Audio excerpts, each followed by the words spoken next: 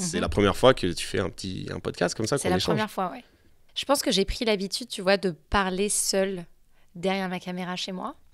Et du coup, c'est toujours un petit peu plus compliqué de le faire quand on est face à quelqu'un. Mais du coup, c'est sympa. C'est pas évident, mais en fait, bon, je vais expliquer comment j'ai découvert Jade. Donc, en scrollant sur les réseaux sociaux, je suis tombé sur tes vidéos et j'étais très ému et très touché, très impacté par ce que tu pouvais raconter à travers tes vidéos, de par ta bienveillance, de par ta justesse dans tes mots.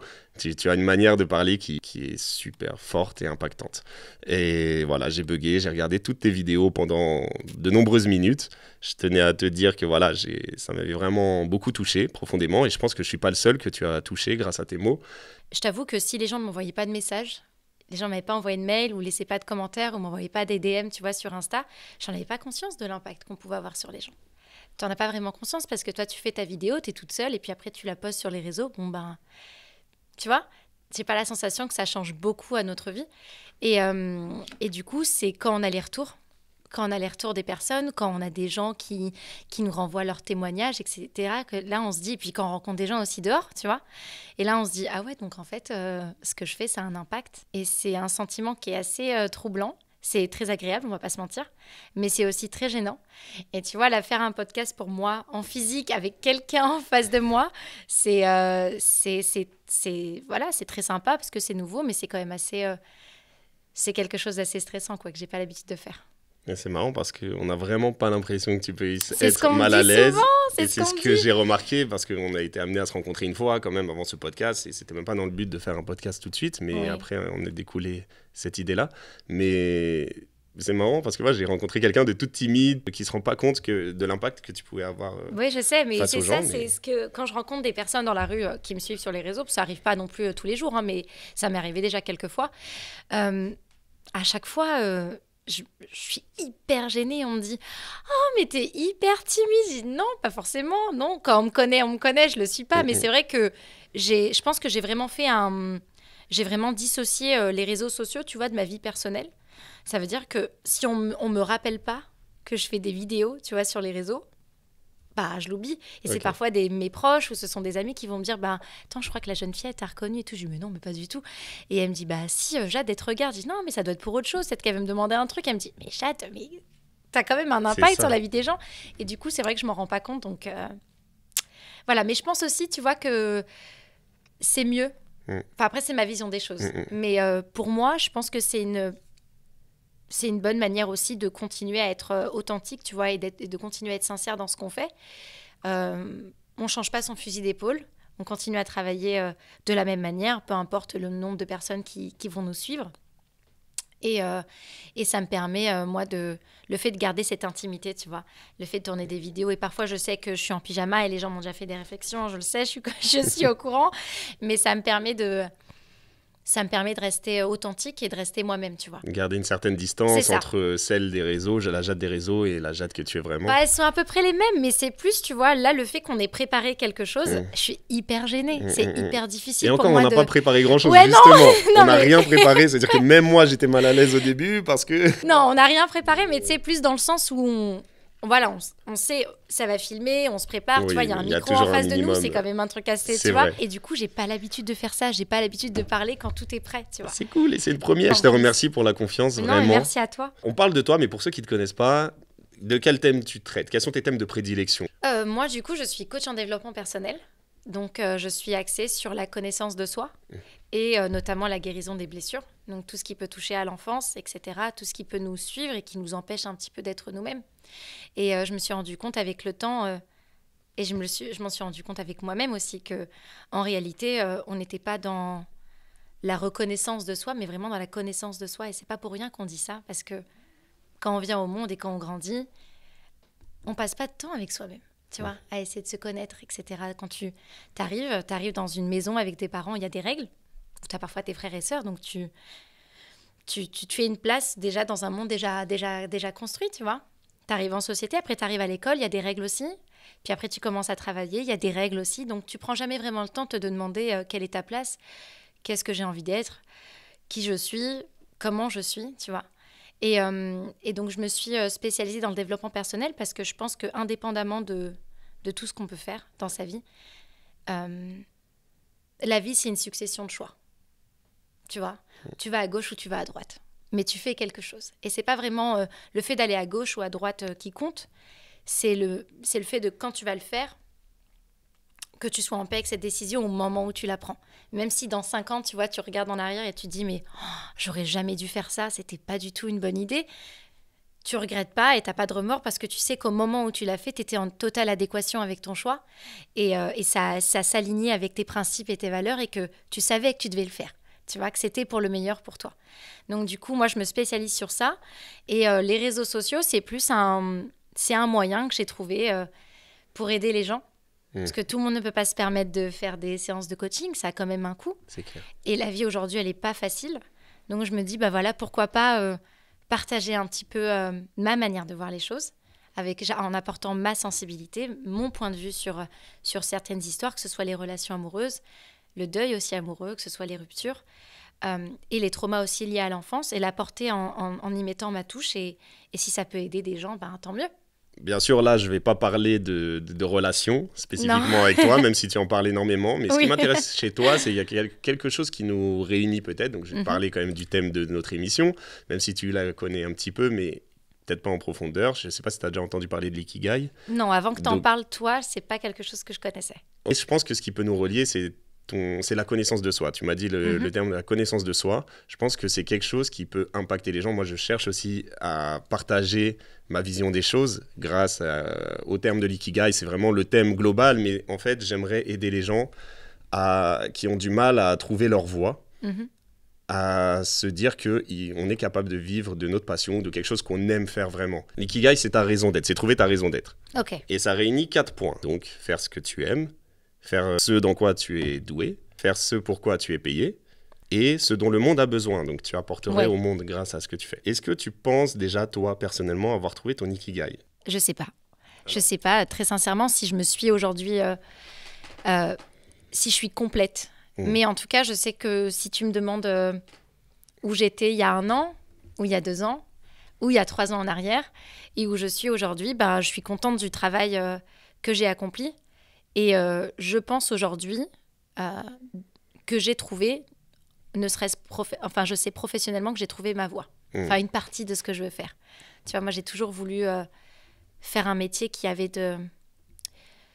pouvait aider les autres. Même si je pars du principe, tu vois, que tous les métiers ont un sens. Il y a pas de sous-métier dans le sens où la caissière qui passe tes articles sur le tapis, tu as besoin d'elle, en fait, tu vois, pour payer tes articles et rentrer avec tes courses à la maison. Donc, on a besoin de tout le monde. Mais vraiment, je voulais aider les gens à l'intérieur, tu vois. Les aider dans leur accomplissement personnel parce que je pense que quand on sait ce que ça fait, de ne pas être en adéquation avec soi-même, de ne pas s'être trouvé, de ne pas savoir ce qu'on veut faire ou qui on est, et notamment quand on est plus jeune, et d'arriver à toucher plus ou moins de loin cette paix, tu vois, intérieure, je me dis, mais en fait, il faut la partager. Si j'ai un peu de la formule secrète, tu vois, il faut le partager avec les autres, il faut que ce soit des choses qu'on propage, parce que si tu regardes bien, que ce soit l'école, que ce soit le travail, il n'y a pas de moment sur le développement personnel. C'est ça. Il n'y a pas un moment où à l'école, où on apprend l'empathie, où on apprend le respect, la loyauté, enfin, tu vois, plein de choses. Ce n'est pas quelque chose qu'on met en avant, alors que c'est tellement important parce qu'on ne peut pas créer des personnes qui peuvent vivre en société si on n'a pas créé des personnes déjà à l'intérieur de soi, tu vois. Tout commence avec une introspection et il n'y a pas de place à l'introspection personnelle dans la société aujourd'hui comme on la connaît. Et donc, on est plus dans un mode où on va venir un peu survivre, tu vois, faire les choses de manière machinale. On va à l'école, après on va travailler, après ceci, après cela. Et on prend jamais le temps, tu vois, 5 minutes, on se pose et on se dit « Ouais, mais ok, mais moi, j'en suis où, en fait, concrètement ? Tu vois, je me sens comment ?» Savoir en fait ce qui nous parle, ce qui nous fait plaisir, parce que même tu me parles d'une caissière, c'est pas parce qu'elle est caissière que forcément c'est pas son ikigai, c'est peut-être qu'au fond une caissière va adorer, ouais, mais peut-être qu'elle se dit à sa manière, elle apporte aussi au monde parce qu'elle va aider les gens, elle va aimer, elle se dit je contribue, c'est ça en fait, on peut tous trouver notre ikigai d'une manière différente, il faut juste trouver sa voie et ce qui nous fait vibrer et pourquoi on le fait. Est-ce que tu penses nécessairement que notre ikigai est relié à notre vie professionnelle ? Justement. Tout le débat est là, c'est pour ça que je te fais intervenir. Tout le débat est là, parce que moi, c'est vrai que je pars d'un constat professionnel, parce que ça inclut ce pourquoi on est payé. Ouais. Mais ça va au-delà du juste professionnel, tu vois. Pour moi, c'est beaucoup plus profond et on va en parler. Comment savoir en fait ce qui nous fait vibrer? Parce que souvent, j'entends des personnes qui me disent j'aimerais vivre de ma passion, enfin j'aimerais faire quelque chose qui soit en adéquation avec moi-même. Moi, j'ai eu la photo, je savais que c'était une passion, je ne savais pas que j'allais en vivre un jour. Mais quand je me suis retrouvé à avoir le bac, après le bac, j'étais là, mais je réfléchissais à toutes les opportunités, mais qu'est-ce que je vais faire? Et s'il n'y avait pas ma mère qui m'avait dit mais pourquoi tu fais pas de la photo, t'adores ça? Je fais, mais comment ça? C'est ma passion, j'ai pas en vivre en fait. Après je me suis dit, mais pourquoi en fait je vais pas en vivre? Parce qu'on associe rarement ce qu'on aime à ce qu'on doit faire. On associe rarement ce qu'on aime à ce qu'on doit faire, mais on le fait déjà dans sa propre personne. T'as jamais remarqué? Je veux une vie dans laquelle je me sens bien. Je veux un métier qui me plaît, je veux être dans une relation avec quelqu'un de bien, mais ce qu'on fait ne va pas du tout en adéquation avec ce qu'on veut. Et c'est là où on voit la différence entre ce qu'on veut et qui on est. Parce qu'en fait, l'univers, si on peut le dire comme ça, ne va pas t'apporter ce que tu veux, il va t'apporter qui tu es. Donc, si on parle de cette notion d'ikigai, comment on sait qu'on est sur la bonne voie? Comment on sait que c'est ce chemin-là qu'on doit prendre? Si je dois parler de moi, de toute façon, je ne peux parler que de moi, parce que je n'ai que mon expérience à moi. Je dirais que pour moi, le plus important, j'ai jamais vraiment été très carriériste, soyons très honnêtes. J'ai jamais vécu pour travailler, j'ai travaillé pour vivre. Okay. Tu vois, je savais qu'il fallait avoir de l'argent et du coup, j'ai fait le travail qu'on m'avait demandé pour avoir une rémunération. Mais ma vie n'a jamais été... voilà, j'ai toujours su que c'était pas fait, que j'allais jamais être carriériste et que c'est pas quelque chose qui m'intéressait. J'allais plutôt me nourrir, tu vois, en dehors du travail. À un moment donné, très sincèrement, il y a 2 ans et demi à peu près, je faisais un métier totalement différent de ce que je fais aujourd'hui. Je quittais mon travail. On peut savoir c'était quoi? Je travaillais en banque. Okay. J'ai quitté mon travail. Et je travaillais en banque depuis pas très longtemps. Ça faisait 1 an que je travaillais en banque. J'ai quitté mon travail et je me suis dit non, j'aime pas ce que je fais. J'aime pas ce que je fais. Alors oui, j'aime bien parce que j'aide les gens, etc. Mais c'est pas moi, quoi. Et je me suis dit, mais en fait, Jade, si t'essaies pas maintenant, tu le feras jamais. Jamais, c'est quoi? C'est pas à 50 ans avec peut-être des enfants et tu vois et des responsabilités que je vais tout quitter parce qu'il faut quand même être vachement rationnel et puis se dire que on peut se permettre des choses quand on est jeune, qu'on peut peut-être aussi moins se permettre quand on prend de l'âge et puis c'est normal parce qu'on a plus de responsabilités et plus de personnes qui comptent sur nous. Et je me suis dit, allez, quitte ton travail et puis vois ce que ça donne, tu vois. Donc je me suis laissé un laps de temps où j'ai essayé de trouver ce que je voulais faire. Et alors, te dire comment j'en suis arrivée en coaching, je sais pas. Tu sais, c'est arrivé tellement naturellement et ça s'est fait de manière tellement naturelle. C'est comme si tu te disais, mais en fait, c'était écrit, tu vois. Genre, ça devait arriver. C'est que tout était facile. Et je pense que quand les choses, d'une certaine manière, sont facilitées, c'est peut-être que tu es sur la bonne voie. C'est pas facilité dans le sens où ce sera facile et il y aura pas de moments difficiles. Non, parce que forcément, ce sont les épreuves aussi qui nous forgent. Mais c'est comme si, tu vois, la chose que tu veux faire, elle est apportée à toi comme sur un plateau. Et après, tu la récupères et après, il y a tout un travail à fournir derrière. Mais ouais, je pense que vraiment, il y a quelque chose où on est attiré par ce genre, par le travail qu'on veut faire. Et je pense que c'est parce que j'ai pris la décision, moi, de changer qui j'étais. Tu vois ? Que du coup, j'ai attiré aussi des choses et j'ai créé des connexions avec des choses qui me ressemblaient plus. Et j'ai arrêté de dire « je veux ».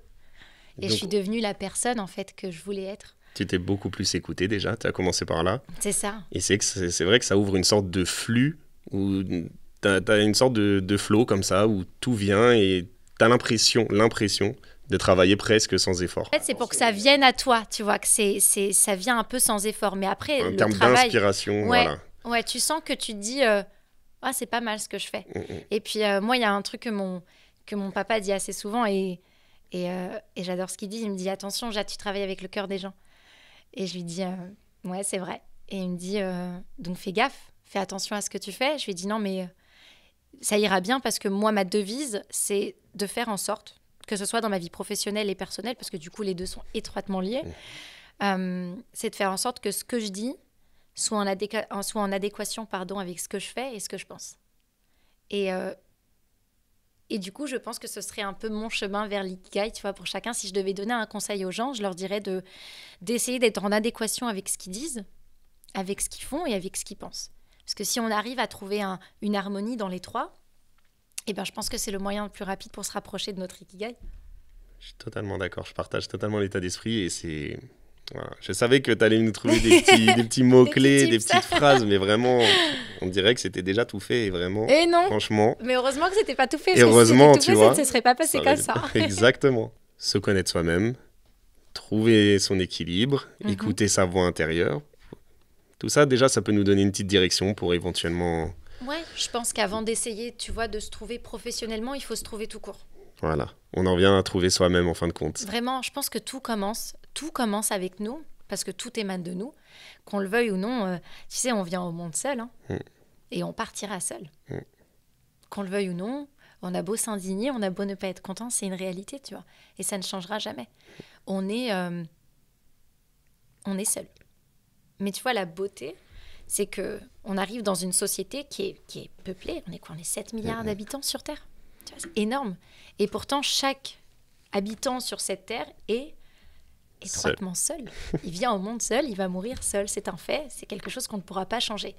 Et on arrive à créer des connexions avec des gens et on arrive à créer quelque chose avec d'autres personnes. Mais avant tout, tout émane de toi. Donc tu dois savoir qui tu es toi, si tu veux après créer un univers et créer des connexions avec les gens, et si tu veux éviter que les autres viennent en fait impacter sur toi. Parce que quand on ne se connaît pas, ce qui se passe, c'est que on ne sait jamais vraiment, et quand on ne se connaît pas et qu'on évolue, tu vois, dans le monde, il y a toujours un moment donné où tu t'assois et tu te dis, mais en fait, je ne comprends pas, qu'est-ce qui émane de moi, qu'est-ce qui émane des autres? On ne sait plus. Tu vois, la limite, en fait, elle est floutée parce qu'on n'a jamais fait ce travail de se demander qui on était, quels étaient mes besoins, quelles étaient mes attentes, quelles étaient mes limites, quels étaient mes rêves, quels étaient mes espoirs. Tu vois, on ne se concentre pas là-dessus. Et puis après, on arrive et on se dit, en fait, ça vient vraiment de moi, ou c'est parce qu'il y a 5 ans, j'avais rencontré telle personne pour qui j'avais eu des sentiments ou j'avais une connexion. Et du coup, elle m'a donné l'amour de cette chose-là. Mais est-ce que c'est vraiment quelque chose que je veux faire, tu vois? Donc, je pense que ça commence avec soi. Et en partant de là, on prend un chemin et on voit ce que ça donne. Tu me parles aussi des autres. Et est-ce que, selon toi, ton environnement est important? Parce que souvent, on est le reflet de ceux avec qui on traîne. Il est parfois important de pouvoir se détacher, peut-être, de certaines personnes, ou de s'éloigner, ou de prendre du recul. Voilà. Est-ce que, selon toi, l'environnement proche est important? Mais je suis absolument d'accord avec toi. Dis-moi avec qui tu traînes, je te dirai qui tu es. Dans le sens où... Bon, je reviens sur ce que je disais juste avant. Les êtres humains, ce qu'on est, on est des éponges, qu'on le veuille ou non. C'est comme ça. On est des êtres sociaux de façon de base et on a besoin des autres. Ce qui est très paradoxal parce qu'on vient au monde seul, mais on a besoin des autres pour vivre. Tu vois. C'est ça. Et en même temps, Sartre disait l'enfer, c'est les autres. C'est pas pour rien qu'il disait ça. L'enfer, c'est les autres parce que l'impact que les autres vont avoir sur nous peut être tellement grand que du coup, ils vont impacter et ils vont avoir des conséquences. Parfois des conséquences assez néfastes sur qui on va être et ce qu'on va faire de notre vie.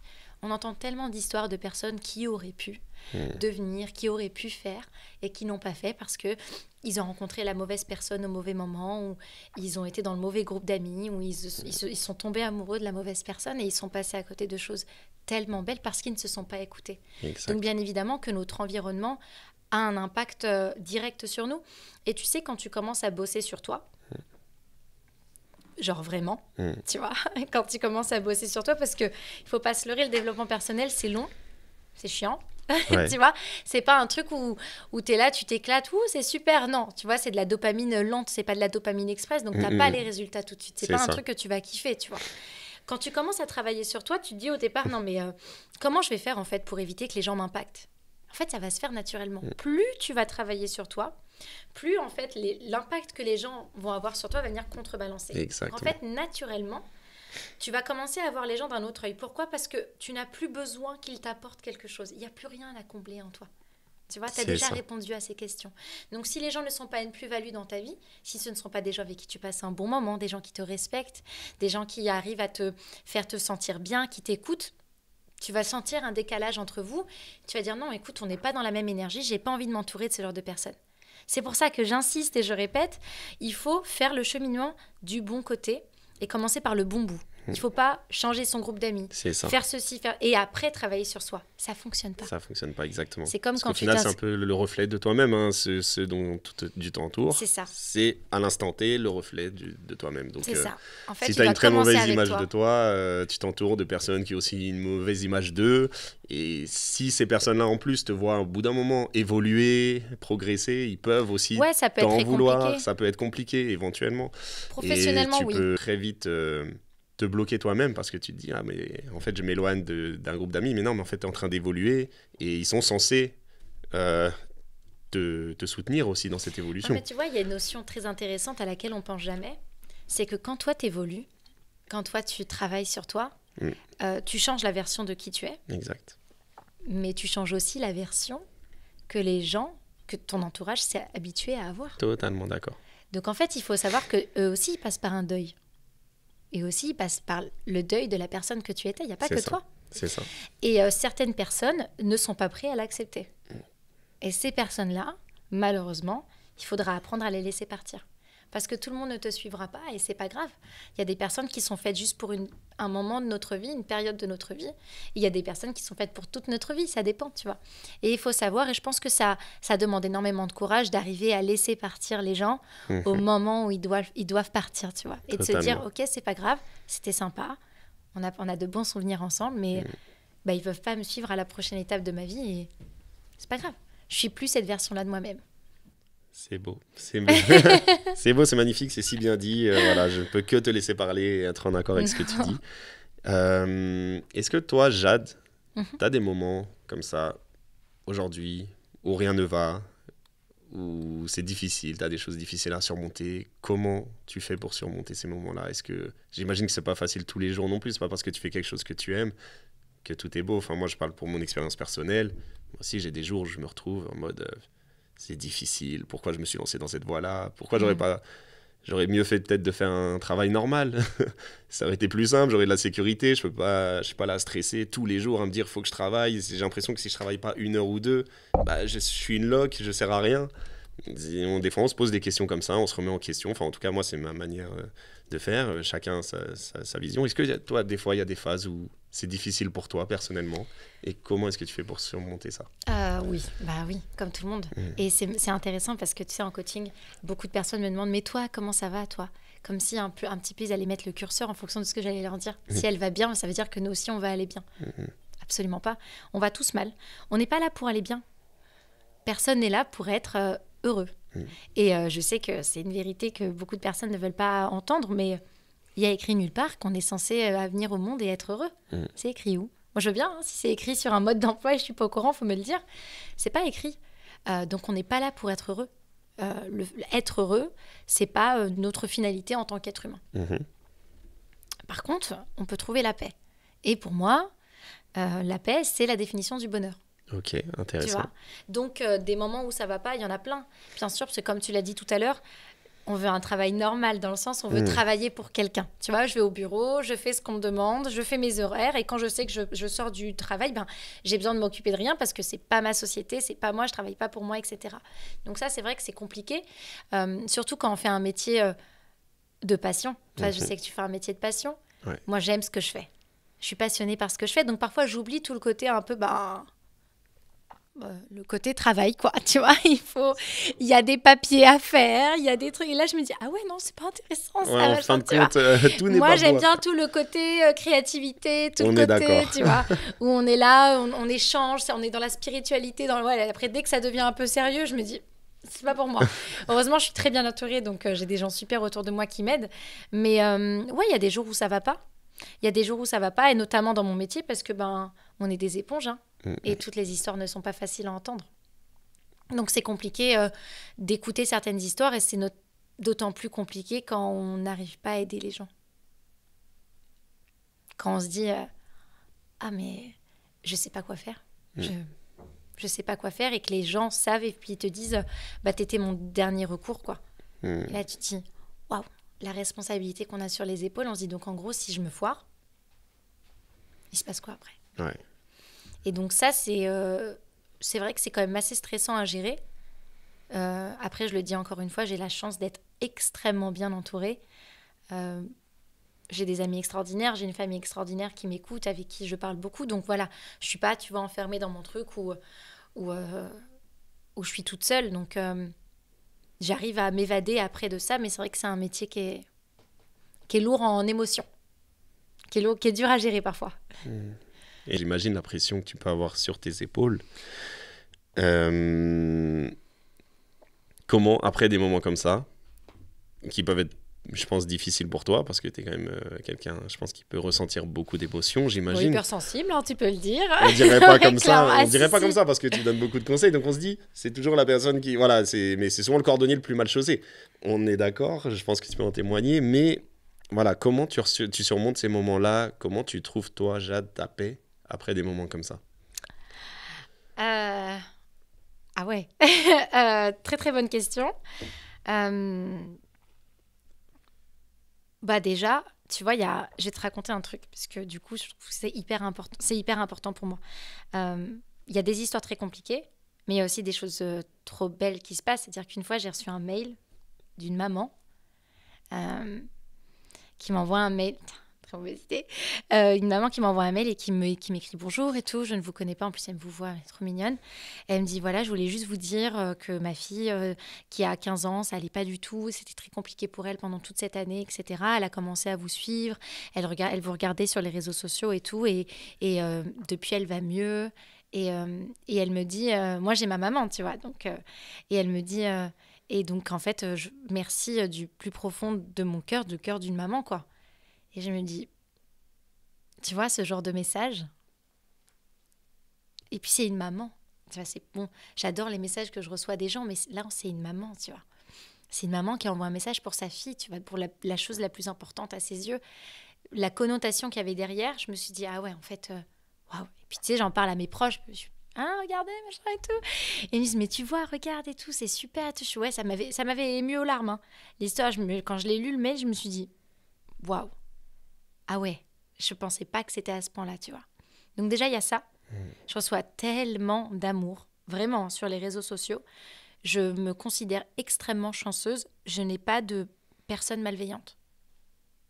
Je sais pas, ça fait combien de temps je suis sur les réseaux, peut-être un an et demi. Et ça, on peut dire que c'est très rare. Mais ouais, et j'en parle hyper souvent, tu vois, avec mes abonnés en live et tout. Je ne vais pas dire mes abonnés, mais bon, avec les personnes qui me suivent en live et tout, je n'ai pas de personnes malveillantes. Je crois que je n'ai jamais reçu un message méchant ou une insulte, rien. Ça, c'est fou. J'ai l'impression que... Est-ce que c'est parce que tu es totalement aligné avec toi-même que, en fait, au bout d'un moment, tu ne peux rien dire parce que le nombre de personnes qui sont critiquées sur les réseaux sociaux, des fois, il n'y a même pas lieu d'être. Non, mais c'est le jeu. Voilà, tu vois, ça fait partie du jeu. Ouais, moi, mais c'est le jeu, tu vois. Quand je vois la différence entre des vidéos lambda, même des vidéos basiques où il n'y a rien à critiquer, tu vas toujours trouver une petite critique, quelque chose. Mais sous tes vidéos, il n'y a rien qu'on puisse dire. Mais c'est fou. Donc, je me posais cette question. Je me disais, mais pourquoi? Est-ce que c'est... Enfin, elle est tellement... J'ai l'impression que c'est parce que tu es tellement aligné avec toi-même que, de toute façon... Enfin, c'est comme ça. Qu'est-ce que tu veux critiquer? Qu'est-ce que tu veux dire? Si, les gens peuvent toujours, parce qu'ils peuvent ne pas être d'accord. Oui, je suis d'accord. Tu vois, moi, quand les gens me disent « Ah non, Jade, je suis pas totalement d'accord avec toi », moi, c'est pas une critique pour moi. Mais voilà comment c'est dit. C'est amené en mode « Je suis pas totalement d'accord ». C'est toujours gentil, c'est toujours bienveillant, tu vois. Tu as aussi une manière d'amener les choses et une justesse aussi, encore une fois, dans tes mots. Et je pense que elle est là, ta force. Mais je pense que c'est pour ça que je suis encore sur les réseaux sociaux aujourd'hui. Très sincèrement, si j'avais expérimenté un petit peu ce que les gens ont pu expérimenter, tu vois, je sais pas si je serais restée... Je pense pas que je serais restée sur les réseaux sociaux, tu vois, si ça avait été une mauvaise expérience. C'est vraiment les personnes qui me suivent qui me donnent envie d'être sur les réseaux. Tu vois, les gens m'écrivent souvent merci de mettre des mots sur nos mots. Et ils me disent mais mettez ma thérapie, etc. Mais je pense qu'ils ne se sont jamais rendus compte qu'en fait, ils étaient la mienne. Tu vois, c'est marrant. Mais est-ce que ça marche dans les deux sens? À hauteur que j'aide les gens, le fait de les aider me soigne aussi, tu vois, et me guérit moi aussi, tu vois, de certaines blessures du passé. Donc c'est vraiment... en fait, on se renvoie la balle, sauf que moi, j'en ai conscience, et eux, ils ne le savent pas aussi, que tout l'amour que je reçois, le soutien que j'ai, et le fait de pouvoir un petit peu mettre ma pierre à l'édifice, et tu vois, de servir à quelque chose, entre guillemets, ça me fait du bien. J'ai l'impression que c'est une forme de paix. Voilà, c'est une forme de paix. J'ai l'impression que c'est là qu'on touche... Enfin, en tout cas, ce que je visualise, ce que j'entends à travers l'ikigai, quand on atteint ce niveau-là, de remerciements, d'émotions, En fait, c'est un échange. Moi, j'en parlais dans un autre podcast où je disais, quand j'émeus des mariés ou des familles de mariés aux larmes parce que j'aurais montré une vidéo. C'est juste, t'as été là à un moment important de leur vie. Exactement, c'est cet échange-là en fait. Et ce dont le monde a besoin, ce point qui, pour moi, est primordial et magnifique. Mais ça peut être, on peut trouver ça, voilà, même avec la caissière qui a aidé à tel moment une personne et qui la remercie. C'est cette forme de remerciement, d'échange d'humain à humain qui nous apporte une forme de paix. Et c'est marrant, hein, tu disais qu'on était seul, qu'on mourait seul. Mais cet échange-là, c'est fou comment ça nous bouleverse, ça nous transporte et on en a besoin. On ne reçoit pas forcément les plus belles leçons de personnes qui ont le plus de savoir. Tu vois, tu peux rencontrer quelqu'un, t'asseoir à un banc, parler avec quelqu'un et cette personne peut littéralement chambouler ta vie. Et tu dis, ouais, en fait, elle me dit exactement ce que j'avais besoin d'entendre au moment où j'avais besoin de l'entendre. Donc, c'est pour ça, moi, je suis pas parce que cette personne est philosophe, donc elle a raison, ou cette personne a écrit un livre, donc elle sait mieux que les autres. Tout le monde a un savoir, tout le monde a quelque chose à dire, tout le monde a une vie, tout le monde a vécu des expériences, tu vois. Tout le monde a une certaine forme de sagesse. Je pense qu'on va plus écouter quelqu'un que quelqu'un d'autre. C'est juste dans la manière dont les choses sont amenées. Mais on n'invente rien, tu vois. On ne crée rien, on n'invente rien, on amène juste les choses avec qui on est et peut-être que du coup, notre manière de dire les choses ou notre manière de prendre en photo. Pourquoi certains photographes vont plus fonctionner que d'autres ? Parce que la manière, leur émotion, leur sensibilité, leur regard aussi, tu vois, leur approche sur le monde va être différente et va capter du coup l'émotion chez les autres. C'est ça la différence. Mais tout le monde est capable de faire des photos, comme tout le monde est capable de faire du développement personnel. C'est plus la sensibilité qu'on y met et l'intérêt qu'on y porte. Et je pense que ça, c'est des choses que les gens ressentent. Et c'est pour ça que parfois tu émeus des gens dans ton travail aux larmes, tu vois, parce que tu as capté l'émotion. Indépendamment de capter l'image, tu as capté le moment, tu vois, tu as capté l'émotion et ça n'a pas de prix. Hein. Jade, quel est le meilleur conseil que tu aies jamais entendu ou reçu ?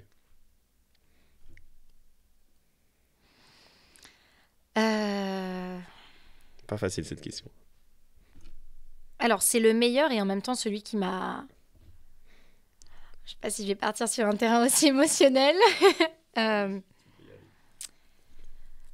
C'est ma grand-mère, elle disait, paix à son âme. Voilà, très mauvaise idée. Ma grand-mère disait souvent, je me rappelle une fois, il y a quelques années, on lui avait demandé... C'est compliqué. On lui avait demandé un petit peu comment elle voyait la vie, tu vois. Et c'est pas quelqu'un qui parlait beaucoup et tout, et elle a juste fait quelque chose. Elle nous a fait... Du coup, j'ai mis du temps à comprendre, je me suis dit, mais qu'est-ce qu'elle voulait dire, etc. En fait, j'ai compris qu'elle voulait dire que la vie, c'était ça, quoi. Elle passait en un claquement de doigts, que on est là, et puis demain, on redevient poussière, et puis tout s'efface, tout ce qu'on a dit, tout ce qu'on a fait, tout ce qu'on a été, tout ce qu'on n'a pas osé faire, tout ce qu'on n'a pas osé dire. Plus rien, ça n'a plus de valeur. Ça disparaît avec nous. Et dans ce sens, je pense que c'est le meilleur conseil que j'ai jamais reçu. Pourtant, elle n'a rien dit. Mais j'ai compris qu'en réalité, c'est dans les deux sens. Tout ce que je dis, tout ce que je fais impacte les autres. Donc ça a de la valeur parce que je pars du principe que je pense que tout le bien qu'on fait, on le récupère. Tu vois, c'est ma façon de voir les choses. C'est ma spiritualité à moi. Je pense que le bien et le mal qu'on peut faire, tôt ou tard, nous touche nous ou touche nos proches. Tu vois, ça va avoir un impact sur nous ou sur les gens qui nous entourent et les gens qu'on aime. Donc on le fait pour ça. Tu vois, on essaie d'être une bonne personne pour ça aussi. Et à côté, la vie, on est 7 milliards d'habitants sur Terre. On est des petites taches noires dans une expansion d'univers et l'univers passe son temps il est en train de s'expandre tout le temps, tu vois, il ne s'arrête jamais. Il est en constante expansion. Donc, qu'est-ce que je m'en fiche ? Tu vois ? Pourquoi je vais me prendre la tête parce que machin bidule a dit a pensé que j'étais ou je n'étais pas, tu vois ? Ou non, je vais pas le faire parce que les gens vont dire que... Donc, en fait, ça marche dans les deux sens. Dans un premier temps, on va donner de la valeur à ce qu'on dit et à ce qu'on fait parce que ça a de la valeur et que c'est important. Mais à côté... c'est pas si important que ça. Donc moi, je prends le positif. Tout ce qui est positif, j'y accorde de la valeur. j'y accorde de l'importance, ça compte pour moi. Par contre, tout ce qui est négatif, on s'en fiche, on est 7 milliards d'habitants, tu vois. À la fin de la journée, les gens vont pas se souvenir de moi. Les gens ne se rappelleront pas de moi. On se rappellera pas des gens, tu vois. T'es allé quelque part et t'as pas osé te lever pour chanter dans un karaoké parce que t'étais un peu gêné. Tu te serais levé chanter, les gens auraient oublié, tu ne seraient pas rappelé de toi. Donc vraiment, c'est plus, c'est une forme de résilience où tu prends le positif et tu te nourris du positif. De toute façon, on dit en philosophie qu'on a 2 loups en nous, donc nos pensées positives et nos pensées négatives. Et celui qui vit, c'est celui qu'on nourrit. Tu vois, tu vis pas plus de choses négatives dans ta vie ou plus de choses positives que quelqu'un d'autre. C'est juste que tu mets le curseur là où tu as envie de le mettre. Donc, si tu as envie de te concentrer sur le positif, tu auras l'impression d'avoir une vie plutôt sympa. Et si tu as envie de te concentrer sur le négatif, forcément, tu auras la sensation que ta vie, elle n'est pas très sympa, tu vois. C'est toi et où tu mets le curseur. Ce que tu récupères, ce que tu gardes et ce que tu laisses partir. Je partage totalement ce que tu dis. Et c'est rare d'entendre quelqu'un mettre des mots sur ce point-là parce qu'il est vraiment très technique à mettre en avant et en lumière. Se dire que, tu vois, cette notion du bisou, de se dire que la vie passe comme ça. T'as 2 façons de voir la vie. C'est soit, what the fuck, on s'en fout, la vie ne sert à rien, tiens qu'à fil, de toute façon tout le monde va m'oublier, donc autant faire n'importe quoi. Mais non, il n'y a pas que ça, il y a aussi une notion de, tout dépend de tes croyances ou de ta vision de la vie, mais quand même qui est présente, un peu de karma, on peut dire, on peut appeler ça comme on veut, mais de faire attention, de prendre soin des gens, de prendre soin de toi-même en fait. On n'est là qu'une fois, même si ça fait phrase toute faite, c'est une réalité. On va expérimenter la vie dans ce monde-là une seule fois. Peu importe après si les gens croient à l'au-delà ou pas, s'ils ont une certaine spiritualité ou non. Mais en tout cas, cette vie comme on la connaît, c'est une seule fois. Les émotions comme on les connaît, c'est une fois. Et donc ce serait tellement dommage de la passer en n'étant pas soi-même. Tu vois ? Voilà, c'est un sacré résumé. Et on pourrait parler de ça encore, je pense, pendant des heures, parce oui, que dès qu'on reste dans ces notions-là, ça peut aller très loin. Mais j'aurais une dernière question. Qu'est-ce que tu dirais, toi, à ton ancien toi ?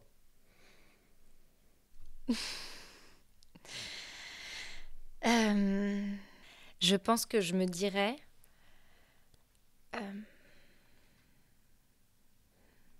ça s'est pas passé comme prévu, mais ça a bien fini. Je pense que je me dirais ça. Ok. Ça veut dire que j'avais une vision différente de la vie, je pense qu'en étant très jeune, tu vois. Extrêmement rêveuse. Très amoureuse de l'amour, très rêveuse, tu vois. Je pense que je vivais dans une série ou dans un livre, ce qui est assez problématique. À qui le dis-tu ? Et du coup, très paradoxal, parce que j'ai choisi un métier très terre-à-terre. Très, tu vois, en rapport et très proche des problèmes. Tu vois, donc... voilà, mon métier, c'est pas... Les gens ne m'appellent pas parce que tout va bien. Les gens m'appellent parce que ça va pas. Donc, ça me ramène tous les jours à ce qui ne va pas dans le monde et ce qui ne va pas dans la vie, et les injustices et les blessures, etc. Très paradoxal avec celle que j'étais. Mais celle que j'étais n'est pas allée au bout de ses rêves. Et je pense que ce que je fais aujourd'hui, c'est ce qui permet de la soigner et de la guérir. Tu vois. Lui dire, c'est pas grave. On a fait les choses différemment, mais on en tire quelque chose de positif aussi. Redéfinir un peu qui on voulait être et ce qu'on voulait faire. Et c'est pas si grave de prendre un chemin différent tant qu'on est en paix dans celui qu'on a pris. Et aujourd'hui, je suis en paix avec le chemin que j'ai emprunté, donc ça va. Jusqu'ici, tout va bien. Je pense qu'on peut quasiment clôturer dessus. Franchement, merci pour cet échange autour de l'ikigai. Je pense que ça peut débloquer beaucoup de choses pour beaucoup de personnes. Dis-moi, où est-ce qu'on peut te retrouver ? Sur les réseaux sociaux, du coup sur TikTok ou sur Insta. Ouais. Voilà. Bon, on va les afficher. Oui, voilà. Voilà, on va les mettre. J'ai pas l'habitude de faire ça. Du coup, voilà. Et c'est tout, et c'est déjà très bien. C'est déjà pas mal. Voilà. Quel serait le mot de la fin à quelqu'un qui nous écoute, qui regarde et qui se dit « Je ne sais pas comment trouver mon ikigai ». Quel serait le résumé d'un peu tout ce qu'on s'est dit ? Moi, je dirais que si on n'a pas essayé, on ne sait pas. Et généralement, la peur, on n'essaie pas parce qu'on ne s'en croit pas capable. C'est la peur d'échouer. Et on a généralement peur de ce que les gens vont dire, tu sais. « Ah, regarde, il a essayé, il n'a pas réussi. » Et c'est cette peur-là qui nous empêche de passer le cap et d'essayer certaines choses. Essaie. peut-être que tu vas essayer, ça va pas te plaire. Tu vas dire, oh ben voilà, je voulais faire ça et finalement, c'est pas un truc pour moi. Si tu n'essaies pas, tu peux pas savoir. Et je vais finir sur ça. Les remords, les regrets, avec l'âge, pas quand on a 20 ans, 18 ans, etc., mais quand on prend de l'âge, les regrets de ne pas avoir fait, de ne pas avoir essayé, du moins, de ne pas avoir ouvert la porte, sont bien pires que la peur d'avoir essayé ou de s'être donné la chance d'essayer, d'avoir échoué et d'avoir laissé les gens se moquer de nous. Totalement Parce que d'accord. quand on a un certain âge, on s'en fiche de ce que les gens pensent de nous. Et ce qui reste, c'est est-ce que je l'ai fait, moi ? Est-ce que je me suis écoutée ? Est-ce que j'ai osé ouvrir la porte ou pas ? Et donc, mieux vaut vivre avec les moqueries des autres qu'avec sa propre culpabilité. Crois-moi, ça a été mon moteur pendant très longtemps, donc je te jure, c'est une belle phrase de fin. Merci Jade pour ta venue, j'espère que tu as passé un bon moment également. C'était super, franchement c'est une belle expérience. Merci à Aurora Agency, à Aurora Studio, Kevin et Dani qui sont derrière les caméras. Merci. Et on se retrouve au prochain épisode. Prenez soin de vous. Et trouvez votre Ikigai.